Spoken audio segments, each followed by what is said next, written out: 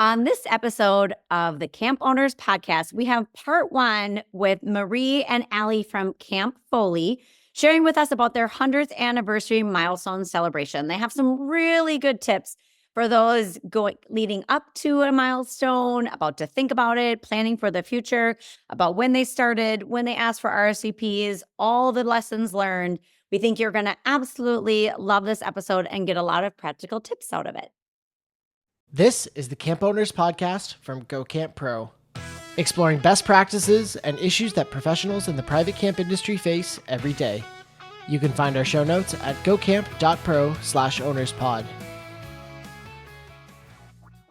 Celebrating 30 years, CampBrain camp management software not only provides a great tool and caring support for your best ever workdays, but a delightful registration experience for parents. Discover what more than 1,800 camps know and how you can love your software too. Visit campbrain.com/ownerspod. Activity schedules are the backbone of every camper's experience. If there's a staffing change, it's really hard to find a person that knows your camp and the nuance your schedule takes. Come check out Camptivities to learn more about our scheduling tools designed for camps by camp people. Find out more at camptivities.com. Welcome to the Camp Owners Podcast, a space for camp owners to talk about the unique aspects of camp ownership and get inspired by each other. We are going to sit down with camp industry experts, leaders, and fellow camp owners to hear how the camp dream transpired for them, learn from each other, and discuss some of the biggest issues in the private camp industry. Welcome, everyone. My name is Kelly Schuna. I am the co-owner and executive director of Hidden Pines Ranch, located in Stillwater, Minnesota.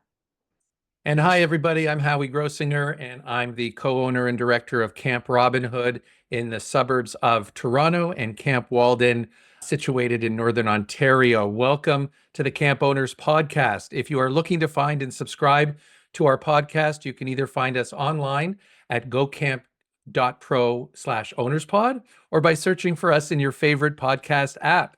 Finally, if you're listening to this and think it would be useful for other camp owners or aspiring camp owners in your circle, please feel free to send them a note to listen. A huge shout out, of course, to Camp Brain and Camptivities for continuing to support our show. And Kelly, it's so great to see you again. Always so good to see you. My favorite camp Canadian ever.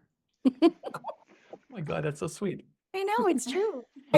Must be the season.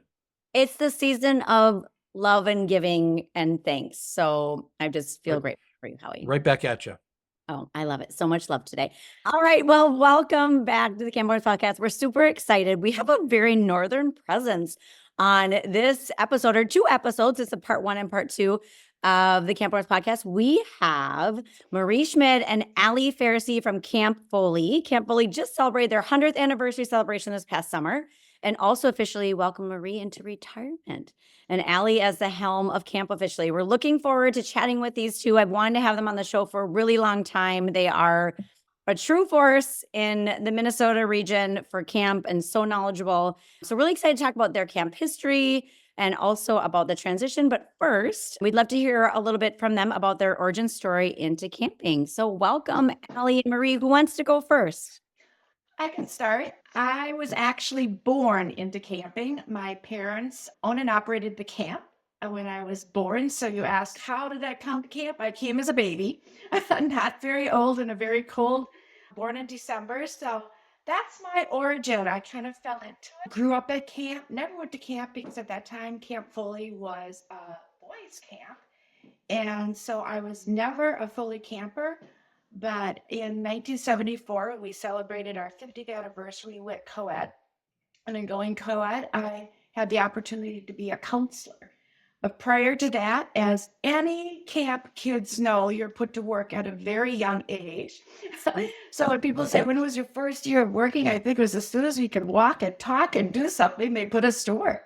So that's my origin. I'm a second generation owner and director following my parents. And then, of course, I was old enough to know our founder, Father Foley. So I so far have known the owners and the directors of Foley.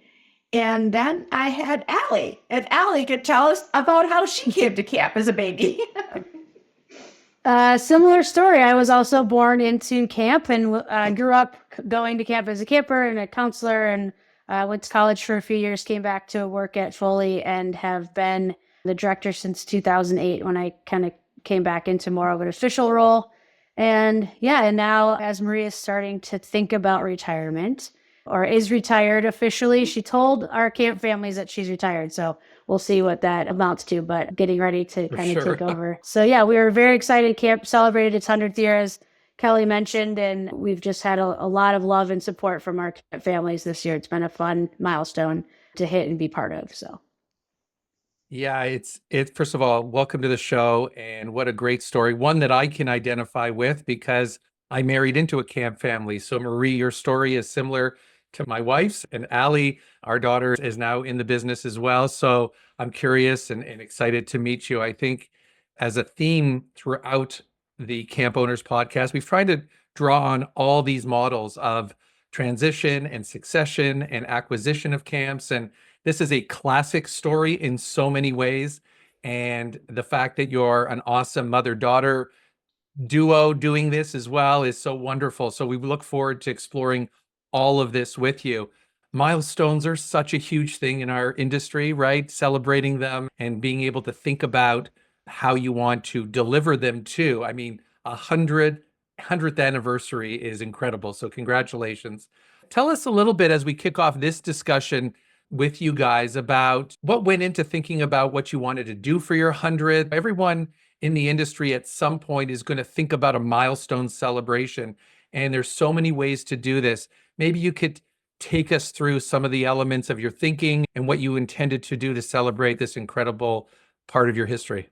I can go first on this one. I think, we were talking actually yesterday just about kind of reflecting back on the experience of this past year, but really about 10 years ago, we started thinking about starting at the 90th, thinking about what our 100th would look like, and kind of starting to lay the groundwork for what we wanted that experience to be. And we started talking to a lot of directors in the industry. And the thing that kept resonating with us was that we wanted it to be our own and not try to make the 100th anniversary something that was outside of our identity as a camp. So everybody kept just saying, like, whatever your camp is into, like whatever your people do, that's what you should do for your 100th. Don't try to make it something that it's not. So we really tried to stick to that. And starting 10 years ago, we started releasing like clothing items that we had back in the day. And so we did one clothing item every year.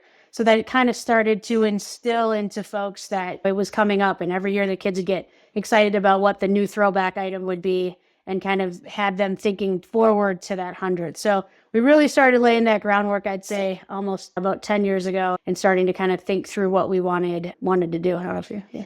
I think an unplanned piece happened is when we closed our winter office and moved up here in 1994.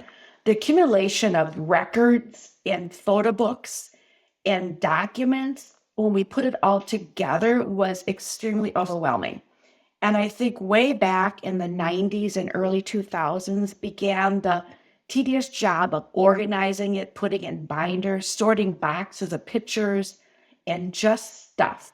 And I look back and think, if we hadn't started all that digitalizing, all of our photos and everything, it would have been very overwhelming to try to put some of it together when we created our museum at the end result of it. But Alli mentioned at our 90th anniversary, we took a building and decided this old building was going to be the museum. We put some rocks outside designating it. We put a sidewalk in with the kids' handprints on it, designating it, and had this great idea that we would slowly work on it in the 10 years leading up to the 100th anniversary. That completely failed. We really didn't do much with that museum except put junk into it until January of this year. Yeah. And then it was like, oh my gosh, we have to deal with this building. And I think that was the piece that, in retrospect, I wish we would have started earlier, but we didn't, but it was okay. So just a clarifying question for those listening. Did you celebrate on the 10, so every 10 years, did you do an anniversary celebration? So did you do 50, 60, 70, 80, 90, 100, or how did you decide which milestones to celebrate? Great question. We did stuff in the sessions with the kids on pretty much those 5, 10, every 5 years or so. But the last time that we had done like an alumni event or anything kind of outside of our programming with our summer campers was the 65th anniversary. And in that year, we had a few, some of the alumni up and buried a time capsule, which was then buried to be opened, which we opened at our 100th anniversary this year. So the 65th was really the last time we had done a larger celebration. Since then, it had just been little smaller things in session. And prior to that, it was our 50th anniversary. I don't think there was a rhyme and reason with some of it, with why the 50th and why the 65th. Unfortunately, I don't recall why that all happened, but it did. So again, there's records of these little events that happened, but it was not any rhyme or reason as when and what we did.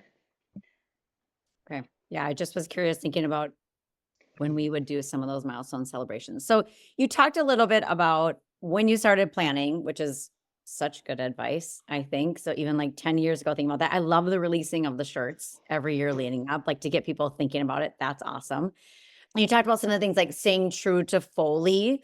When did you, just thinking a little bit more about that timeline, when did you invite people to come up? Because I think that's what some people are thinking. Did you invite, and also was it alumni and campers? Like when did you formally say like, save the date for this? This is what we're doing. People are coming up here. When did you do that piece? Yeah, so we had to save the date out about 2 years prior to the event. So we had chosen a weekend. Part of that was just internally, we do a lot of weddings in the off season. And so we had to make sure to set aside a weekend and we book out a couple years in advance. So we had to make sure we had a weekend set aside. So we had sent a save the date out 2 years ahead. And then we started taking reservations for cabins and kind of the start of some of our registration about 18 months out. And those cabins were booked within a couple months. So within almost a month, I think, of us putting that out to have people register, we had all of the cabins in camp booked. And so I think that was really the precipice of us getting like a solid chunk of people excited about coming up here. And then that, I think, helped us to kind of trickle through to the other folks that ended up coming. We got that core group of about 200 people that stayed on site right away. So yeah, about 18 months ahead of time, we had it all the cabins booked out, and then we kind of could go from there. And then we didn't really stop registration. We allowed people to register all the way up until the start of the event. But did you charge for them to come and did you charge them to stay? That's a question that I have.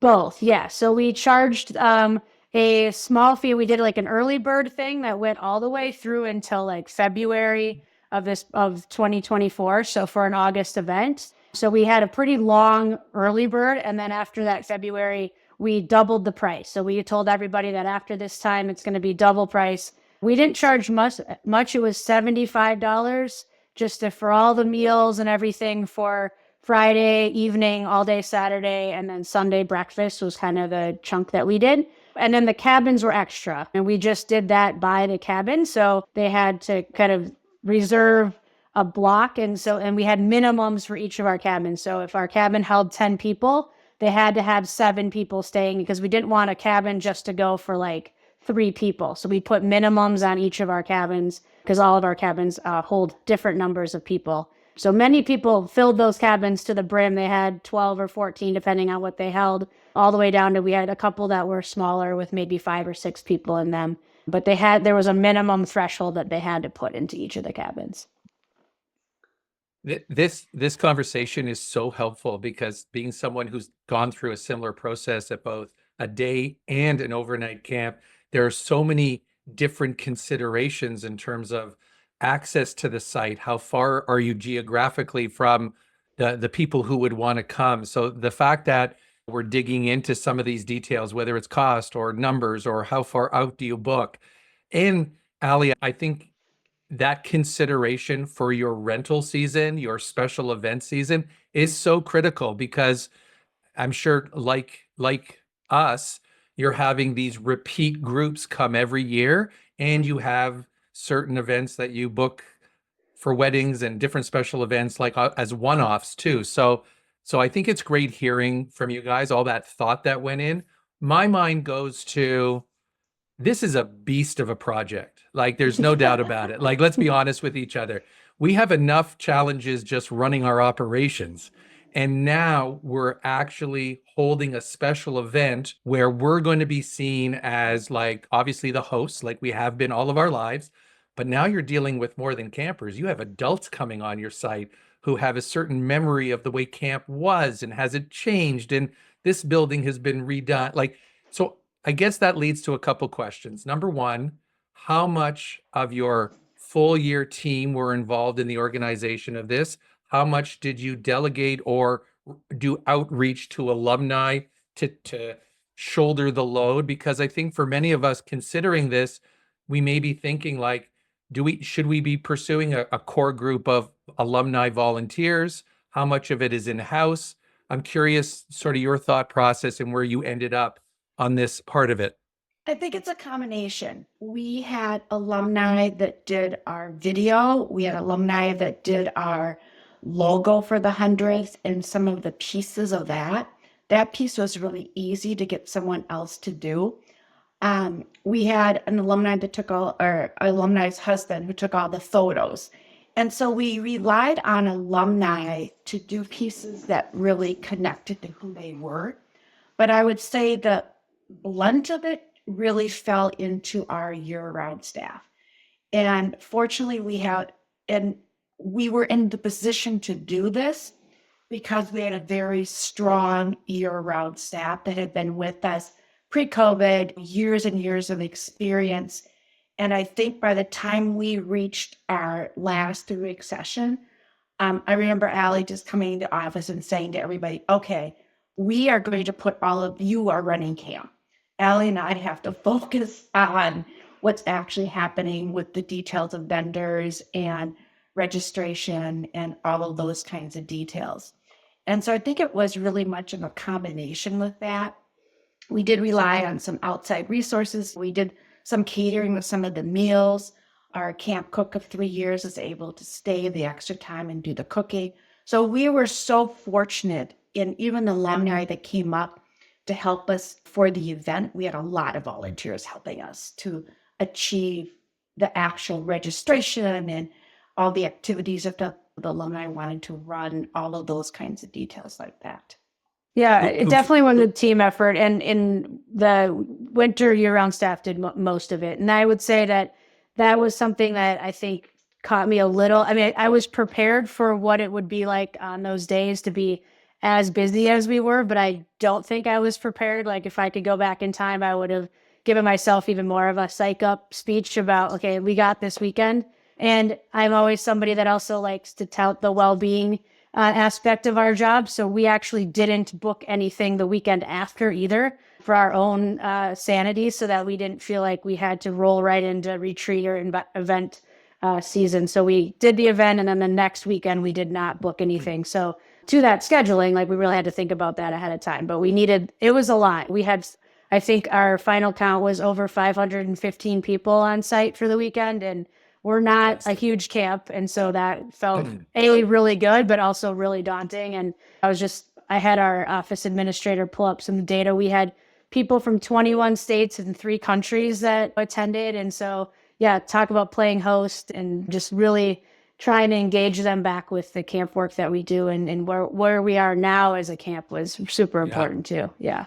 I was actually going to ask you, like, who came the furthest? I'm always curious about who makes the effort, which is always a really great stat. Like, you should take a lot of pride in the motivation for someone to come far. Where was the furthest that someone came? Probably we had more than one group that came from England, and then we had quite a few. We have a large Mexico population within our campers and staff, and so we had 3rd generation Mexican families that came that are in their 3rd generation of sending kids up, which was really cool. Lots of families. We had a whole family that I think they had 36 family members that came. So Multiple generations. multiple generations, Yeah. cousins, the whole thing. And they used it as like a weekend for almost like a big family reunion. And the patriarch of the family ordered them all sweatshirts and, all the same Camp Foley sweatshirt that ahead of time, and so that they could take photos all wearing their exact same shirts and things like that. Amazing. So yeah, it was really cool.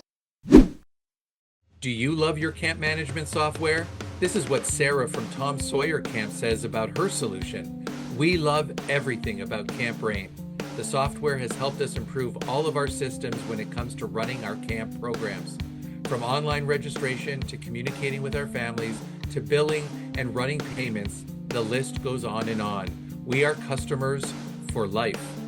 Celebrating 30 years dedicated to complete camp management, Camp Brain not only provides a great tool and caring support for your best ever work days, but a delightful registration experience for parents.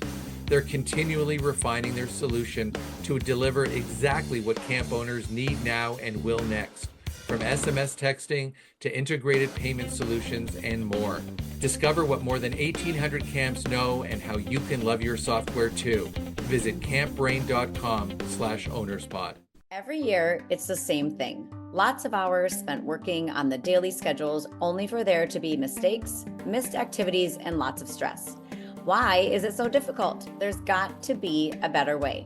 And there is Camptivities, an activity scheduler made specifically for camps. Group scheduling or camper scheduling, we've got you covered. Different day schedules, no problem. Auto scheduling, elective scheduling, batch scheduling, schedule the way that works for your camp. With over 60 reports, you'll be able to see the data easily. Don't wait until the new year. Now's the time to find a better way to schedule and save 15% for the first year. Make activity scheduling easier, less stressful, and more efficient. We'd love to show you the next big thing in camp, so don't wait. Start the onboarding process now when you have the time. Let us help you get away from your desk and back out in camp. Visit camptivities.com to set up a time to chat. I was curious about when do you kick off registration for the next year? I'm thinking about the transition of that. Are you registering kids for the following year in August and in September? How do you do it at your camp? September, yeah. So we do Okay. September 15th or thereabouts. So yeah. Okay. So we weren't in the throes of that yet when we Yeah. were doing, yeah. But we kept it pretty cheap, $75 for 1, 2, 3, 4, 5 meals. And we did do some beer and wine in the 2 evenings, that kind of thing. And so we kept it pretty reasonable, but folks were also really great. We did some fundraising around rebuilding some of our cabins and used it as an opportunity there, as well as our camper scholarship program. So they kind of had a choice on what avenue to take with the Fantastic. donations and things too. So we had some people that were very, very generous with their contributions. I think because part of the reason was that we kept it at a pretty low cost for them for the weekend. So I'm still reeling about 500 people. I mean, what a testament to Foley and the two of you. I mean, that's a huge number of people coming back and committing. Did you already say, I don't think you did. Did you do this? Was it the end of August? Is that what- mid-August. So our Mid-August. campers went home. We had a weekend and a few days. So the kids, I think, went home on a Wednesday or something. So we had that rest of that week and then the whole next week. And then we had the event. So we kept a few staff around and then ourselves to kind of get prepared. And I think if we had it to do it again, I would have maybe tried to keep a couple more staff. We felt a little on the back end, just a little stretched as far as the getting stuff and running activities and things like that. So a couple more staff, I think, would have been the way to go if we could do it again. Mhm. Before we get to any suggestion, tips, etc., can you talk about any highlighted events, or because that's what I'm curious about is you had these people from Friday to Sunday. What did you do? Did you do classic Foley activities, big group games? Was the arts and crafts building that I've been to in the Lego building open, or was it kind of chill? What was the schedule or these kind of events that you did throughout the weekend? It was a lot of socializing. The museum was open on Friday and the camp store and just opportunities for alumni to visit and chat with each other on Friday. On Saturday, following breakfast, we had activities open, for them. I think being understaffed a little bit was camp said, oh, no one goes to the activities, but don't listen to everything. Our culture of people, they went to the activities, all over to all the activities. They were very active and going to the activities. The group that were visiting, they were so active and just like recreating, making name tags for their cabins, reliving, making shirts. Each cabin group kind of had its own culture going, friendships going and everything. I think that a lot of the alumni comment on the beauty of talking to multiple generations. Our oldest alumni were campers and staff in the 1940s, down to newborn babies. And so just that whole age span and getting them all together was beautiful. Opening of the time capsule was a great event. We talked a little bit about the history. I think they really enjoyed standing up in the different generations so they could look around and see these people were at camp here. These were in the 40s. These were in the 50s. And we do a Hall of Fame and we do a bridge crossing. So if you've been to camp for 5 years, you write an essay on what camp means to you.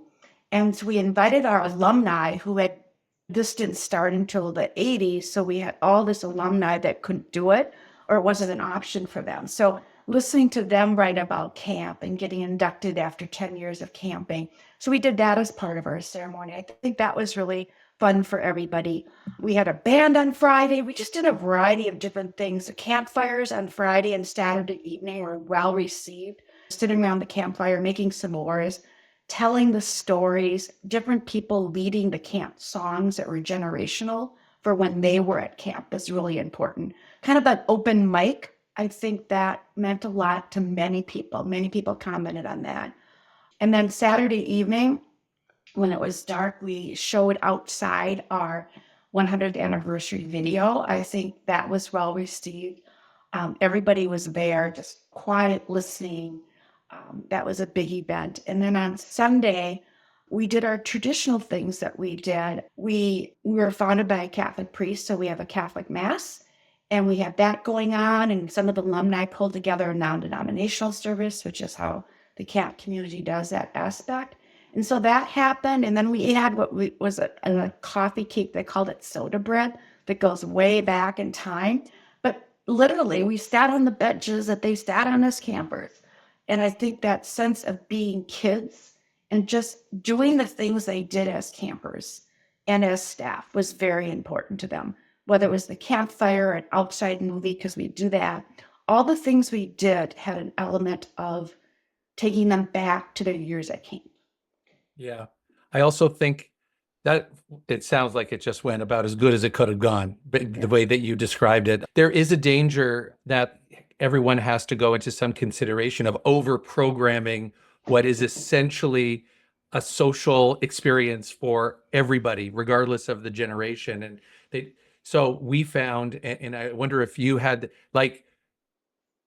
it's hard to do speeches because people are just talking to each other, right? It's hard to you go through this exercise. My advice to anybody is to exactly what you just really tailored moments that you can get everyone's attention, and you had a large group, because at the end of the day, people come back to camp and just want to fill up their bingo card to say, I made a bracelet, I dipped my body in a lake, I went back on skis, if that's available. It's all about filling the bingo card when you come back to camp. And it sounds like that was the prime motivation for so many of the people who came back to Foley.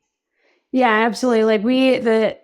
On the Saturday, Friday was very chill. I mean, it was a lot because it was a lot of hugs and seeing people the first time and all that. But Saturday, I think everybody just going to all the activities and getting their time. And we had sort of set it up that there was really going to be only one time the whole weekend that we were going to ask everybody to stop what they're doing. And that was at 4:00 in the afternoon on Saturday. We did the program, and Marie spoke and I spoke, and we did some of those essays and things like that. So we really tried to minimize the time that we had to try to get everybody together. And that's also when we realized how many people we had, because when you get them all finally sitting down in one place, you could feel, we're pretty used to having weddings of, even our camp population of 100 to 250, maybe even close to 300 people. But that extra doubling of size was, you could tell on that Saturday at the big event. But yeah, that downtime was exactly what everybody wanted. And it took lots of long Minnesota goodbyes on Sunday. It took a long time for people to leave camp. So, which is other advice we had gotten from folks, is that they don't want to leave. They typically linger a long time, which was great. So Yeah. Amazing. So good. So good. I want to linger. There you go. The song you can. All right, let's wrap up with what tips, suggestions, do's, don'ts for those listening. Like, you already had one, Alli. I really liked the lead up time and then the post time to give yourselves that, especially after camp season. You also talked about having more staff than you needed to help with stuff. But are there any other oh my gosh, you have to do this or don't do this, or just anything in general for people listening coming up to a milestone? One thing that we did that we actually got as a suggestion from another camp is that to do a double RSVP. So they all sent in the registration with their money and all that stuff. But then as we got closer to the event, so actually midsummer, I sent out another Google form with some dietary questions and, what days they're planning to come to, because not everybody came to all the days. But that was a great touch point, right before. And we got a lot of people that hadn't asked us any questions up until then, but then the emails that came in and the phone calls after that was sent out was a lot. So we could can we bring dogs? We could get some of that stuff. And we had a PDF that we sent out at that same time with just some of the expectations and things like that. So that double RSVP, I think, was definitely good. Have a backup plan. The only snafu that we really had the whole weekend, which really wasn't our fault, is we had food trucks on Friday. And at noon on Friday, one of them just left a message on our voicemail saying they weren't coming. And we had 2 food trucks coming to get everybody good to go. And one was still coming. The other one just canceled on us. So it was a quick run to Costco to buy 400 pieces of hamburger and hot dogs and whatever. And then pulling in, we were great to have a lot of awesome volunteers that, helped us get that off the ground. And we had the grills and stuff, but have a good plan on the backup, because that was a bummer. And you don't know what's going to happen if it's out of your hands like that. So I think the other thing is that we have an environmental focus, and so we did let that go. And I think one piece that really helped with dishes and waste is that everyone got a tumbler that they could do coffee, water, beer, wine, everything out of. And they put names on them and decorated them. And I think that was a really great saving, because we just didn't have all the cups and everything and coffee, everything. And they took one home and they loved it. And so I think that was well worth the swag, is to make it useful for what you're doing. We have a name tag thing where everyone wears a lanyard with the name tag. And so they were very excited, some of them, to get name tags. And so we kept it to being fully, but that really reduced the waste, I think, a lot. And we have hand washing stations throughout camp, but we added dish soap so that they could go just wash their own cups throughout the weekend, so that we really didn't have to worry about that part of it. And we put no cups out for anything. So if they wanted a beverage, they had to keep track of that or whatever. So that worked out awesome. Yeah. Inquiring minds may want to know about, how did you treat alcohol on the property? Did you provide it? Were people permitted to have it in their cabin if they wanted to do that? I think those are a lot of considerations depending on your philosophy on your site. Obviously the rules of being staff at camp, and versus the rules when you come back 20 years later, or even 10 or 40 years later. How did you think of that? Was that a big consideration? Was it anything goes? What'd you do? Good question. We pretty much did anything goes, to be honest. So we really left it up to the individuals that are attending. But part of that is we did focus this on alumni. There were camp families and kids and stuff there, but they had to be there with a parent or with a guardian. Right. So we didn't just have groups of, I think we had several of our, especially 15, 16-year-olds that wished they would have been able to just come and hang out for the weekend, sans parents. But we really made sure that they knew that that's not what this event was. It was for the adults and the parents and alumni and stuff. So yeah, we kind of let them do. We provided just during limited hours. We had like a cool beer truck thing that we did that was during the meal, like the dinners, the 2 nights, but it was limited hours, and then that shut down, and then it was kind of up to other people. But half of the group didn't stay on site. So one thing we kind of, I don't know if we dropped the ball on or if it just sort of failed, but we had thought about doing some shuttles and things like that, but we didn't get a ton of interest. So I think a lot of people were fine just kind of having their designated drivers and going off site and things like that. So the folks that were wanting to drink a little bit more stayed on site. So, yeah. I think too is Alli put together a nice piece that kind of captured being respectful and responsible. When the cabin living areas, we really tried to get I think that there are families, there's babies in some of them. We also, because of being co-ed, we split our boys and girls on different ends of the facility. And what we did intentionally with the cabins, we put everybody who had kids and families all down on one end. And then we put everybody, these big groups of 30-year-olds and 40-year-olds up on the other end. And I would say that worked out well because we had the end that was trying to get everybody quiet. And then we had the people that were just up gabbing, and the people were very respectful overall. Yeah. But I would definitely consider, we didn't tell our alumni they could claim a certain cabin. We really looked at the needs of that group and the ages of the group and tried to put them in locations so that they had the most privacy, or they were just with the homeless of people that were going to make noise anyways. And the noisy end happens to be right next to Marie and I's houses. So that worked out well too. Yeah. Yeah. Well, you, if anyone's going to take it for the team, it's you guys. Yeah. And you guys, let's be honest, you wanted to be up all night with your alum anyhow. So it didn't matter. 100%. We weren't going to get to sleep anyway. We weren't sleeping anyhow. So it didn't matter. Yeah. And I think the alcohol question, the smoking, some of those kinds of things, because of doing so many venues and weddings, we already have policies, and we've been ready to handle all that. Yep. For sure. Wow, this has been an incredible overview and so insightful about all the things that go into a huge milestone. And all of these considerations, of course, I'm sure you'll agree, whether you're doing a 25 or a 50 or a 75, you guys are just this milestone is so significant and special. So congratulations on delivering that for your community. If people in the camp world want to reach out, learn more about Foley and get to know you, what's the best way for them to reach out?